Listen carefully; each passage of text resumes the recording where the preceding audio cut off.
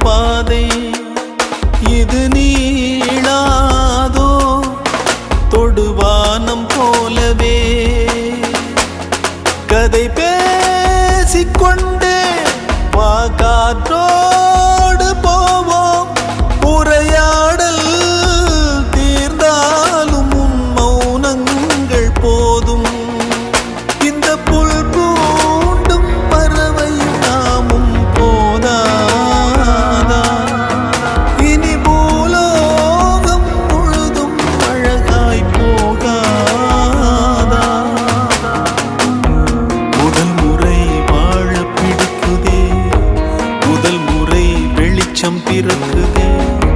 முதல் முறை முறிந்த கிளை ஒன்று பூக்குதே